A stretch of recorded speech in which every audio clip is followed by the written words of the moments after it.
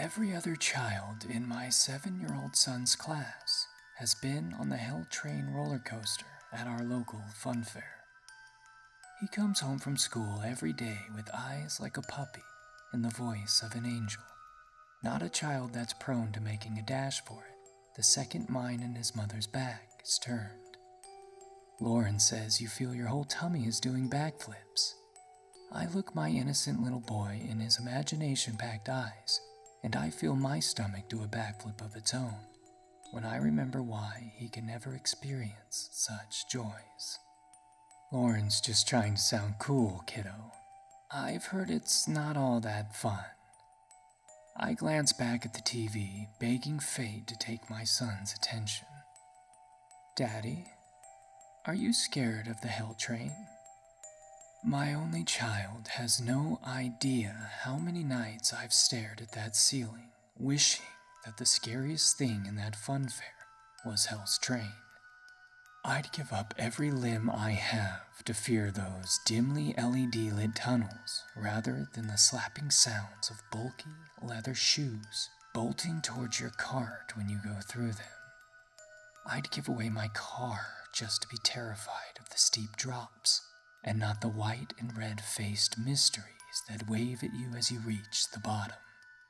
I'd let my boy stay up all night if I knew he wouldn't have to hear those vile, manic screeches of laughter that I'm currently listening to at 2 a.m. on a Monday next to my sleeping wife.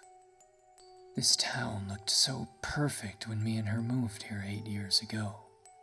When she got pregnant, we just couldn't envision our little boy growing up in the industrial, run-down, working-class town that we'd been raised in. And we took to the internet to find a better family home.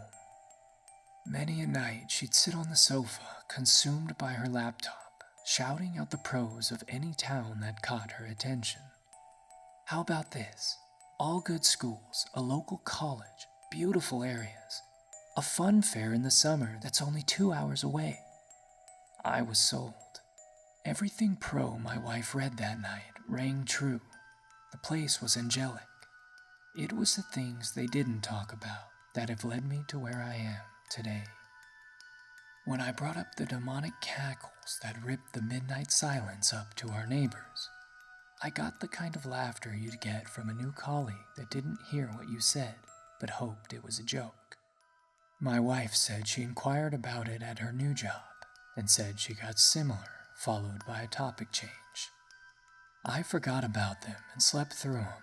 After a few months, I only ever got a real answer once my son was 1, and we took him to the local fun fair to see what rides allowed babies with their parents.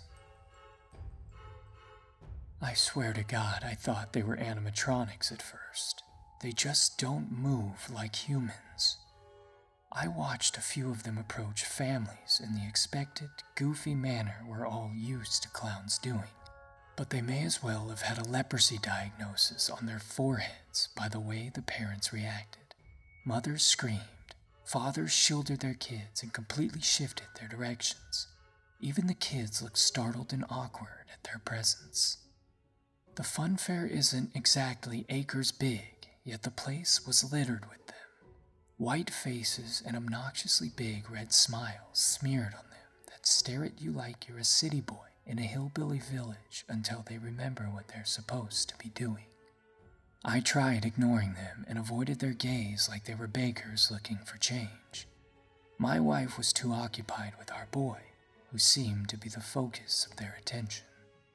They escaped my memory for a second once we found a small, cartoonish-looking train that allowed babies to sit on their parents' lap throughout the slow and steady ride.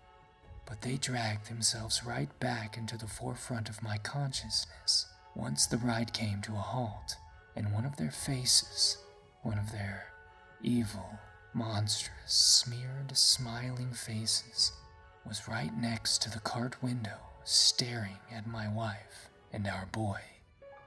I hurried my family off the ride and caught the attention of a young ride attendant guiding us towards the exit.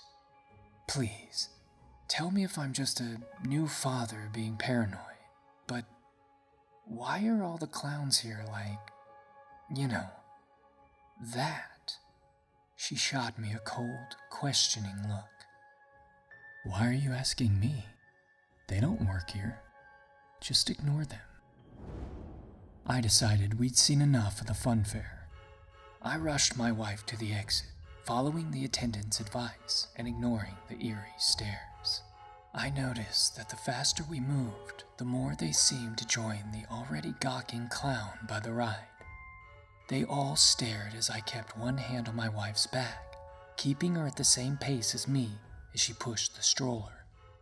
Their jumpsuits were all different colors with different patterns, yet they all had the same sadistic grin and malicious fire in their eyes.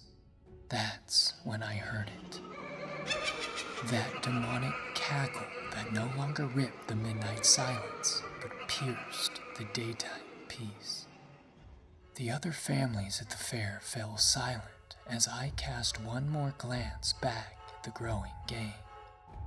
I still don't know which one was responsible, but they all looked capable of such an unnerving noise.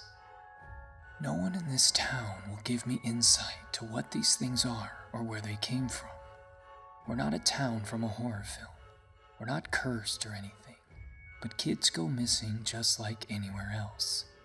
Only when they vanish here, they stay vanished, and a new clown in a new jumpsuit with new makeup stares at me as I walk past the fair on my way home from work. The cackles seem to echo louder when the missing posters are up, and I'm not putting my son's face on a telephone pole as long as I live. Well, are you? No, son. I'm not scared of the hell train. I sigh. What I'm scared of is them remembering him if I ever take him back.